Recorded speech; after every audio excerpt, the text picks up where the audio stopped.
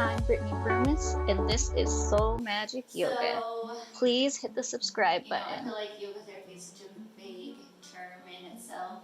Yoga, well, that's like tons of things, and therapy, physical therapy, psychological therapy. You go to a therapist, you get a massage therapist. There's lots of therapies in the world, I feel like. So, yoga therapy is a very special type of yoga or style of yoga.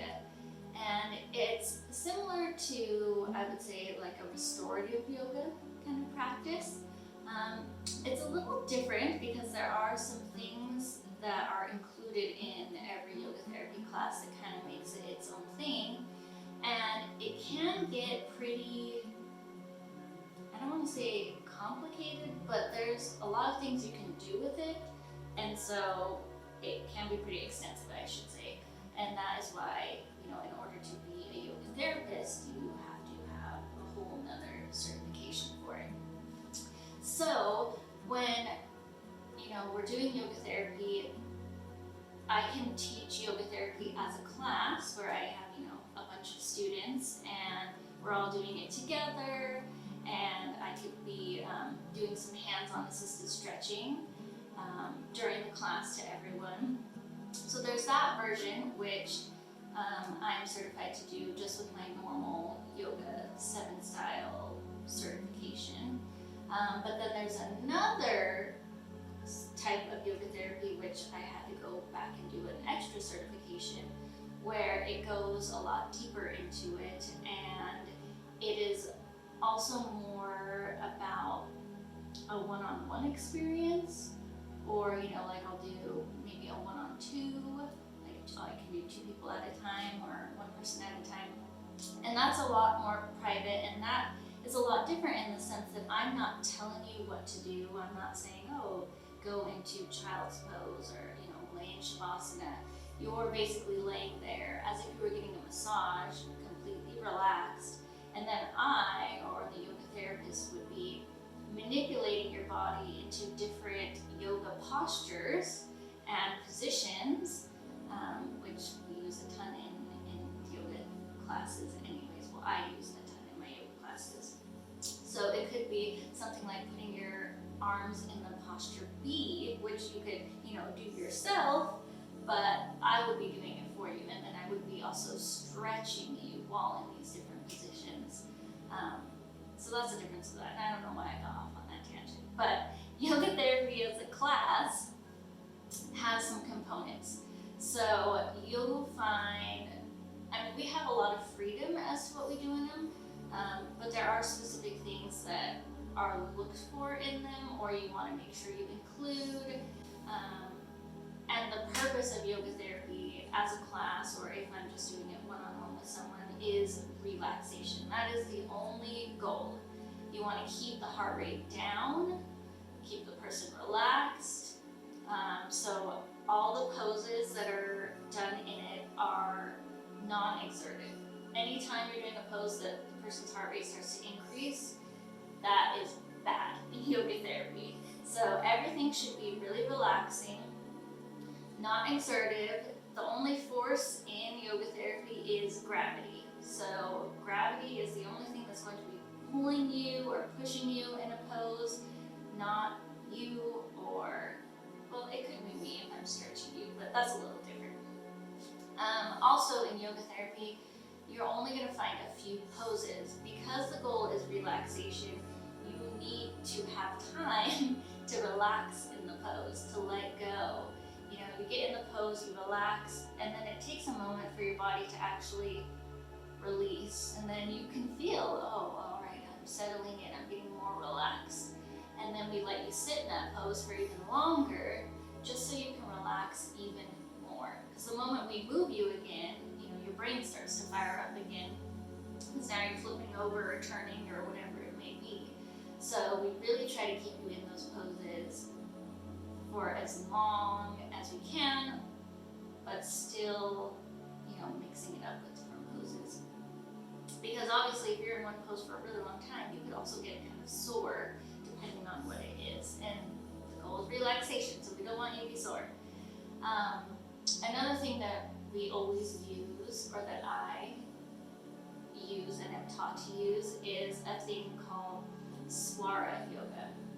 So Swara yoga, all it means is yoga of the breath. So this is different from a pranayama, but this is just using different types of breaths in the poses. So today we did like an intercostal breath.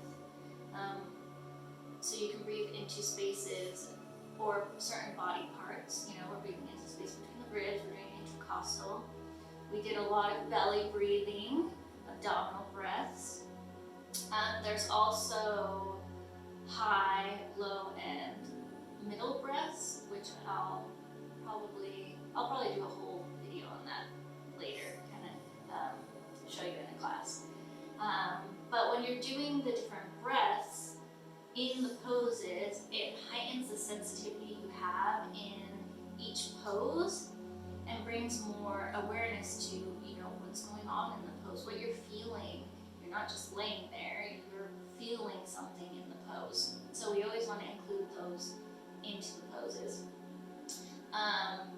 You can do a pranayama, which is like a breathing technique. You can do it at the beginning, or sometimes you'll experience it at the end.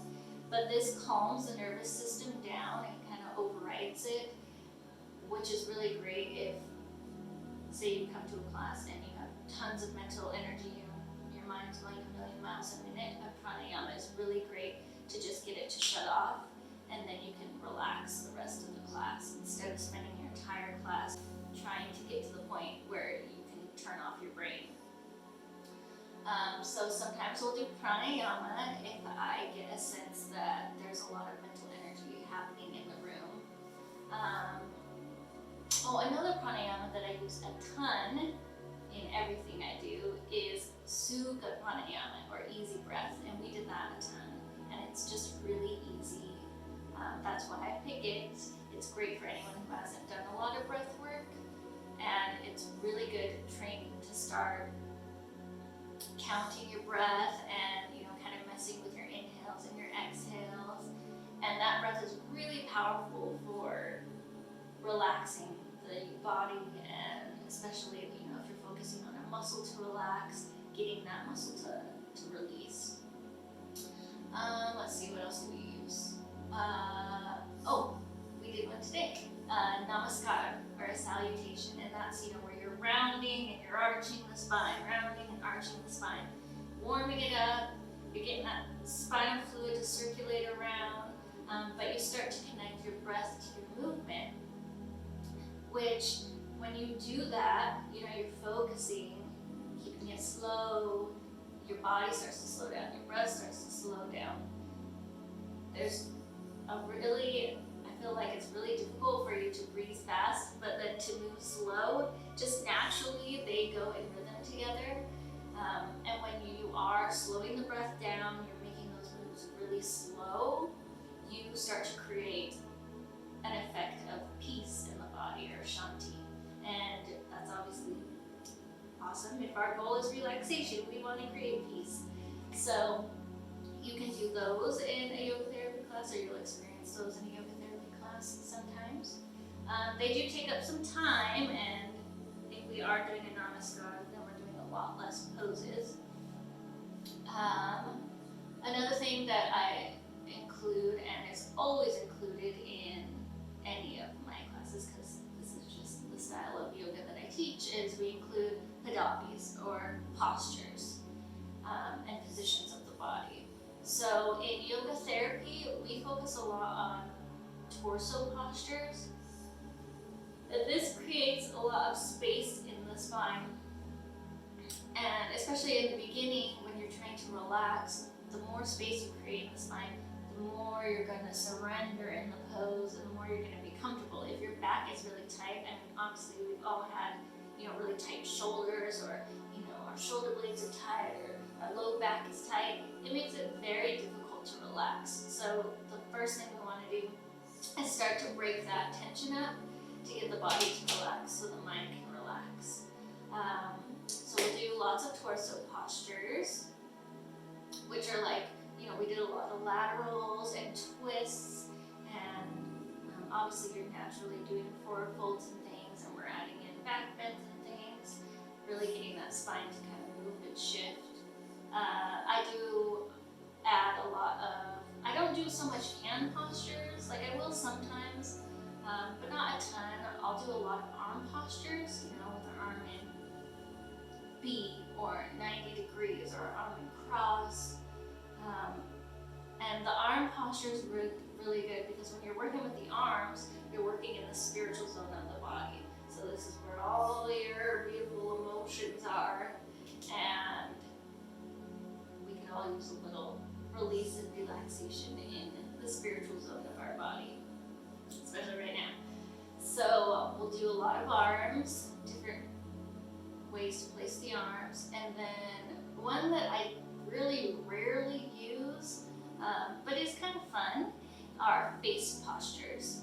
So these would be done at the beginning of the class, and these are only done to break up tension. So kind of similar to maybe using a pranayama, a face posture can break up a lot of tension, a lot of mental tension, or if maybe, I'm feeling like the class is kind of a little like shy or nervous, we've got a lot of new people or something, you can throw in a face posture and you feel ridiculous doing it and probably look like an idiot, but that's the point, is you're kind of trying to break up that closedness of the person.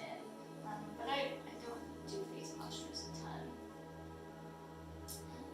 If you have any questions about yoga therapy, let me know because I may have forgotten something. But yeah, yoga therapy, I love it. It's awesome. It's one of my favorite things to teach. I feel like it's so beautiful and it feels so good and it's so nice to relax. So yeah, I'm sure I'll post more yoga therapy videos. I have 2 on YouTube, I want to say right now, and then I'll post the one from today. So there's those to play and practice with.